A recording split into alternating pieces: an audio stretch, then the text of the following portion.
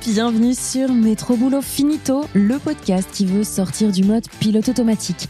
Entre société, performance, santé mentale et pop culture, on y parle du travail sous toutes ses coutures. C'est parti pour un nouvel épisode. Bonjour. Est-ce que c'est la forme en ce lundi matin, ou peut-être en fait que vous écoutez pas du tout cet épisode le lundi matin et c'est ok aussi. Est-ce que c'est la forme aujourd'hui? Moi, je me sens hyper en forme aujourd'hui et ça tombe bien parce qu'on va parler en fait d'épuisement. Je trouvais ça hyper méga logique de lancer cet épisode avec beaucoup d'entrain, puisqu'aujourd'hui, le sujet de cet épisode, c'est l'épuisement professionnel. En fait, je vous ai fait il y a longtemps maintenant, j'allais dire, je pense que c'est un de mes premiers épisodes. J'avais fait un épisode sur la différence entre ce qu'est un burn-out, un bore-out et un burn-out. Si jamais vous avez besoin d'un petit reminder, je vous mettrai en description de cet épisode le lien vers cet épisode-là qui date d'il y a plus d'un an en fait, je pense maintenant. L'air de rien, ça passe vite. Et si vous l'avez déjà écouté cet épisode, merci de faire partie de ces auditeurs fidèles qui sont là depuis le début du podcast. Si vous êtes derrière votre écran, vos oreilles, je sais pas trop comment on dit puisque vous me voyez pas, donc c'est en tout cas si vous m'écoutez encore. Plus d'un an après, merci d'être toujours au rendez-vous chaque semaine. Et puis pour ceux qui me découvrent pour la première fois, bienvenue. Merci d'être là. Allez écouter les autres épisodes. Voilà. C'était mon petit moment promo. Bref, revenons à nos moutons. Donc, je vous disais, j'avais fait un épisode sur la distinction entre burn-out, bore-out et brown-out, puisqu'en fait, c'est 3 types d'épuisement professionnel qui vont finalement vous arriver au même résultat, c'est-à-dire une fatigue chronique qui s'installe, une démotivation, un désengagement et ce truc de j'arrive plus en fait à me lever le matin parce que là, ça devient trop, je suis submergée. Mais les causes sont différentes. Et je vous inviterai à réécouter l'épisode pour le petit reminder. Et puis, je vous avais aussi fait un épisode sur le vase d'énergie qui est pour moi un super outil pour faire un peu le bilan de sa vie, pour à la fois prévenir l'épuisement, donc éviter d'arriver à ce moment de trop plein. Et puis, quand on est en épuisement aussi pour pouvoir se dire, tiens, comment je fais pour m'en sortir? Et en fait, en réfléchissant et en regardant un petit peu les épisodes que j'avais déjà sortis, je me suis rendu compte qu'il y a un truc que j'avais pas encore fait dans les épisodes et je me suis dit, let's go Marline, c'est le moment, c'est l'instant. En fait, c'est un épisode sur les symptômes. C'est comment est-ce que je peux prévenir cet épuisement. Parce que souvent, on a l'image du burn-out ou de l'épuisement. Je vais parler d'épuisement professionnel parce que comme ça, j'inclus le burn-out, le bore-out et le burn-out puisque les causes sont différentes. Donc, je vais parler ici d'épuisement professionnel durant cet épisode. Souvent, quand on a un épuisement, on a cette image de « je ne l'ai pas vu venir ». C'est venu d'un coup, paf, j'ai juste plus su me lever de mon lit le matin et voilà. En fait, en vrai, ça se passe pas du tout comme ça. En vrai, on a vraiment le temps de le voir venir. C'est juste qu'il faut apprendre à écouter les signes. Et ça, c'est difficile. Pour 2 raisons. La première, c'est que parfois, on les voit pas. Et les premiers signes sont un peu plus subtils et on va se dire, je ne les vois pas tout de suite. Et puis, la deuxième raison, c'est parfois, souvent, je dis parfois, mais souvent, ce qu'on se dit, c'est, ça va aller. Ça va aller, ça va passer, je vais mordre sur ma chic et je vais réussir à m'en sortir. Et malheureusement, quand on se dit ça va aller, qu'on ne prend pas de disposition pour aller mieux et pour pallier à cet épuisement, malheureusement, à un moment donné, le corps y craque. Et c'est là qu'on arrive à ce moment où je ne sais plus me lever du lit, je ne sais plus sortir de mon lit, je sais plus, j'ai plus cette motivation, je sens une fatigue qui m'oppresse et qui est vraiment beaucoup trop grande. Et ce moment-là, on peut l'éviter. Et l'objectif, aujourd'hui, c'est ensemble de décortiquer comment on peut l'éviter. En fait, quand on est face à un épuisement, alors petit reminder, moi je vous inviterai toujours quand vous sentez que vous avez des symptômes, que votre quotidien commence à changer un petit peu, qu'il y a des choses qui se modifient dans votre état comportemental, allez toujours consulter votre médecin traitant, s'il vous plaît, puisqu'il n'y a qu'un médecin qui peut vraiment poser un diagnostic d'épuisement, évidemment. Donc ça, je ne le répéterai jamais assez. Et parlez-en, si vous êtes suivi, accompagné par un psychologue aussi, c'est la bonne personne aussi pour en discuter avec vous. Donc vraiment, si vous sentez que vous avez des modifications comportementales au niveau de votre corps, de votre physique et au niveau aussi de vos comportements, parlez-en, allez chez votre médecin traitant, ça c'est hyper important. Quelqu'un qui n'est pas médecin ne vous pourra jamais diagnostiquer vraiment un épuisement professionnel. Donc ça, je tiens à le repréciser.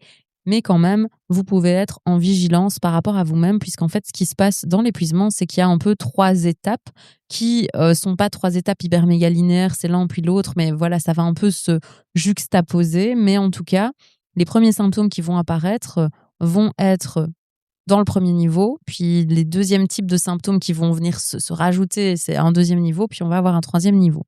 Et ces 3 niveaux, c'est quoi? Eh bien, c'est le niveau physique corporel, puis le niveau émotionnel, et le troisième niveau, c'est le niveau relationnel. Et je vous propose qu'on passe ces 3 niveaux en revue aujourd'hui dans cet épisode. Donc au niveau du corps, c'est le niveau en fait le plus facile, c'est la première chose, c'est-à-dire que les premiers signes d'un épuisement, c'est vous allez être fatigué. Ça va être la première chose, mais c'est une fatigue qui va devenir chronique. Donc quand la fatigue, souvent on dit chronique quand c'est une fatigue qui reste là pendant plus de 15 jours d'affilée. Ok. Avant ça, on se dit bah ça peut juste être une fatigue un peu de passage. Mais chronique, c'est qu'elle devient récurrente et qu'elle va s'installer et qu'elle a tendance à peut-être même prendre de la place de manière permanente. Donc le premier signe, c'est je me sens un peu plus fatiguée que d'habitude et ça dure longtemps, un peu trop longtemps. Et puis tout à coup, on va voir en termes de physique aussi, je vais avoir des troubles du sommeil, je vais avoir des tensions dans mon corps qui vont se ressentir, des difficultés à me concentrer, des soucis au niveau de ma mémoire, moins de concentration, beaucoup de stress qui va subvenir. Donc tout ça, c'est des signes de mon corps qui peuvent annoncer l'épuisement. Donc ce que je vous invite à faire aujourd'hui et peut-être même plus tard, donc n'hésitez pas à prendre des notes pour garder un petit reminder avec vous pour vous reposer quotidiennement ou pas quotidiennement, mais en tout cas, allez mensuellement, je sais pas moi. Ces questions-là, c'est est-ce que je me sens reposée quand je me réveille? Et là, par rapport à ce petit exercice du vase d'énergie, je fais le pont un petit peu. On peut aussi se poser la question, tiens, quand je me lève le matin, à quel pourcentage elle est chargée ma batterie? Donc à quel niveau est-ce que moi je me sens? Est-ce que je suis à 50%? Est-ce que je suis à 100%? Est-ce que je suis à 80%? Est-ce que je suis à 30%? Et ça, c'est déjà un bon indicateur. Si tous les matins, je me dis, tiens, aujourd'hui, ma batterie, elle est chargée à combien? Et qu'en fait, pendant 15 jours, vous vous dites, là, ma batterie, elle est chargée à 30. Là, c'est déjà un premier signe indicateur que vous êtes en train d'entrer dans une fatigue chronique. Et ça, c'est déjà un truc de tiens, qu'est-ce qu'il faudrait que je modifie dans mon quotidien pour que ça puisse aller mieux? Donc ça, c'est la première question à se poser. Est-ce que je me sens reposée quand je me réveille? Et à combien est chargée cette batterie? La deuxième question que vous pouvez vous poser, c'est est-ce que mon corps est souvent tendu? Est-ce que vous ressentez souvent des tensions dans votre corps? Troisième question que vous pouvez vous poser, c'est est-ce que je me sens fatiguée même quand je fais rien de spécial? Parce que ce qui va se passer souvent avec la fatigue chronique, c'est que même en ne faisant pas des activités hyper intensives ou qui vont demander vraiment beaucoup d'énergie, vous allez ressentir une fatigue puisqu'elle va s'installer de manière plus ou moins permanente petit à petit. C'est ça un peu le propre de l'épuisement. Donc, vous pouvez vous poser ces 3 questions-là. Et puis, évidemment, alors les autres questions, c'est bah tiens, est-ce que j'ai des difficultés à me concentrer? Je vois que je bafouille beaucoup plus, je cherche mes mots, j'arrive de moins en moins à faire des liens logiques entre différents éléments, etc., ou calculer ou ce genre de choses. Si je vois que j'ai tous ces problèmes, concentration, mémorisation, réflexion, et tout ce qui est aussi stress, troubles du sommeil, anxiété, etc., ben, tout ça, c'est des signes indicateurs que votre corps est en train de vous dire attention, Marline, là, il y a peut-être un truc où ça va coincer à un moment donné. Ça, c'est le premier niveau. Et donc, déjà, en étant régulièrement à l'écoute de votre corps, vous pouvez déjà anticiper. Et là, vous êtes dans un niveau où bah, en fait, il suffit entre guillemets, hein, je dis gros guillemets parce que parfois c'est pas toujours facile, mais de se dire OK, là, je vais avoir besoin de ralentir, je vais avoir besoin de faire plus d'activités qui me donnent de l'énergie et moins d'activités qui me prennent de l'énergie pour pouvoir justement ne pas tomber dans l'épuisement. Donc ça, déjà, si vous voyez dans votre corps ces premiers signaux, bah ça, c'est un premier signal d'alerte pour pouvoir vous dire comment je fais pour ne pas tomber dans un épuisement chronique. Le deuxième niveau, en fait, ce qui va se passer quand cet épuisement chronique, cette fatigue-là va émerger et qu'elle va commencer à s'installer durablement en vous, elle va avoir dans un premier temps des répercussions sur votre corps et sur votre physique. Et puis après, bah, ça va découler sur autre chose. Et le deuxième niveau de visibilité, ça va être les émotions. C'est tout ce qui va toucher à cette sphère un peu émotionnelle. Et là, les signaux sont beaucoup plus subtils, mais vous pouvez le remarquer. Si vous sentez que vous êtes de plus en plus irritable, que ça soit de la colère ou de la tristesse, que vous allez avoir beaucoup plus rapidement. Si vous avez une perte de motivation, le sentiment d'être dépassé, si vous êtes plus cynique que d'habitude, si vous avez une perte d'intérêt pour certaines choses, là, ça va être des signaux indicateurs que tiens, vous êtes potentiellement en train d'aller vers un épuisement parce que cette fatigue chronique qui se ressent dans votre corps commence à s'ajouter aussi à votre état mental. Et donc là, vous allez pouvoir repérer aussi des changements de comportement, non plus seulement dans le physique et dans le côté, tiens, j'arrive moins à me concentrer ou à mémoriser, mais aussi dans, tiens, je sens que je suis plus nerveux en permanence, je vais réagir beaucoup plus vite aux choses, mes émotions vont être beaucoup plus à vif. Tout ça, c'est aussi indicateur que, attention, potentiellement, ça peut vous conduire vers l'épuisement. Et là, les 3 questions que vous pouvez vous poser par rapport à ce niveau émotionnel, c'est: est-ce que je m'énerve plus vite qu'avant? Ou est-ce que je pleure plus vite qu'avant? La deuxième question, c'est: est-ce qu'il y a des choses qui me plaisaient et qui maintenant me plaisent moins, ou en tout cas où j'ai plus assez d'énergie pour pouvoir les faire? Et la troisième question, c'est: est-ce que je me sens souvent débordée, submergée, un peu noyée? Ça va pouvoir nous aider un peu à y voir plus clair. Alors attention à distinguer l'épuisement de la dépression aussi, parce qu'on les associe souvent en disant: «Oui, mais en fait, il est dépressif». La dépression, c'est encore un autre type de maladie où là, on va avoir une perte vraiment de goût pour la vie, de goût pour les choses. Or, quand on est dans un épuisement, on peut à un moment donné arriver à cette perte d'intérêt, mais souvent les étapes ici et dans cette étape émotionnelle, c'est souvent plus: j'ai moins de motivation parce qu'en fait, j'ai toujours envie de faire les choses, mais je sens que j'ai moins la capacité à les faire. J'ai plus assez d'énergie pour faire les choses. Donc en fait, c'est plus une perte d'énergie qu'une perte vraiment d'intérêt pour tel ou tel sujet. Et puis enfin, le troisième niveau qui peut vraiment s'intercaler entre guillemets et s'entremêler avec les deux autres. Donc, c'est pas forcément hyper méga linéaire, mais celui qui va arriver le moins rapidement, en tout cas dans un cas d'épuisement, mais qui va du coup se remarquer le plus à l'extérieur, c'est quand ça va toucher aux relations. Donc là, en fait, quand je suis épuisée, j'ai d'abord épuisé mes ressources physiques et donc ça a impacté mon corps, puis ça a impacté mon état émotionnel et ma santé mentale à moi, et puis forcément après, ça va impacter mes relations avec les autres.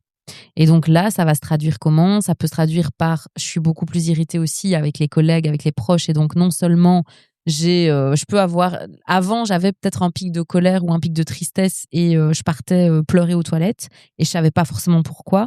Ici, c'est carrément avec les autres. Dans mes interactions au quotidien, c'est là où en fait, je vais être beaucoup plus vite irritée, je vais être beaucoup moins dans l'empathie avec les gens, je vais m'énerver plus vite, je vais avoir pas forcément envie de leur parler. Je vais éviter aussi certaines interactions. Donc, il y a vraiment un aspect relationnel ici qui va aussi commencer à se voir. Et c'est souvent à ce moment-là que là, les gens se disent: oui, ok, il y a vraiment un changement de comportement. Et là, je le vois aussi, parce que c'est celui qui est le plus visible. Le niveau physique, il n'y a que vous qui pouvez le sentir, parce que vous pouvez très très bien maintenir la face devant les autres. Que le niveau un peu plus émotionnel, personnel, ça peut se remarquer un peu de l'extérieur, mais voilà, si vous le cachez, si vous portez votre masque en société, etc., ça peut encore se cacher, entre guillemets, se dissimuler. Mais par contre, le niveau relationnel, c'est vraiment le niveau où là, j'atteins un quota de fatigue extrême. Et donc, en fait, j'ai plus du tout non plus de patience avec les autres et je suis plus du tout en empathie ni en écoute. Pour ce niveau-là, les questions que vous pouvez vous poser, c'est: est-ce que j'ai moins envie de voir des gens? Est-ce que je me sens plus distant avec mes collègues ou mes proches, etc. Et est-ce que je m'énerve plus vite, que j'ai l'impression d'avoir moins de patience, d'être moins empathique justement avec ce que les gens vont me raconter et dans mes relations de manière générale? C'est forcément souvent à ce moment-là que les autres commencent à le repérer, mais vous, du coup, là, maintenant, vous avez un peu un aperçu global de la situation et donc ça peut vous permettre de prévenir l'épuisement. Donc si vous sentez que d'abord vous avez le niveau physique, puis émotionnel, puis relationnel qui commence à changer, et si vous voyez des changements de comportement en vous, dites-vous: attention, point de vigilance pour ne pas tomber dans l'épuisement. Qu'est-ce que je peux mettre en place pour me préserver et pour ne pas aller vers cette chute qui parfois fait très très mal, enfin souvent fait très très mal, et où on peut mettre plus ou moins de temps à se relever. Qu'est-ce que je fais pour éviter cette chute? Et puis surtout, quand je remarque aussi des changements de comportement comme ça chez moi, je n'hésite pas, encore une fois, je vous le disais au début d'épisode, mais à aller consulter mon médecin traitant parce que c'est avec lui que je vais vraiment pouvoir avoir une discussion et c'est lui qui va prendre les bonnes mesures pour m'accompagner au mieux et m'éviter l'épuisement. L'erreur qu'on fait souvent, c'est d'arriver à ce troisième niveau relationnel qui est le niveau où du coup on s'est laissé aller vraiment trop longtemps et donc forcément c'est là où on risque à un moment donné de juste s'effondrer et avoir beaucoup de mal à se relever. Donc moi je vous invite forcément à faire votre check-up régulier pour justement voir un petit peu où vous en êtes et éviter de sombrer à un moment donné. Voilà, si on peut l'éviter, c'est pas plus mal. Donc le petit check-up que moi je dirais, n'hésitez pas à le faire, chaque mois peut-être, c'est de se dire: «Tiens, sur une note de 1 à 10, quel est mon niveau d'énergie physique?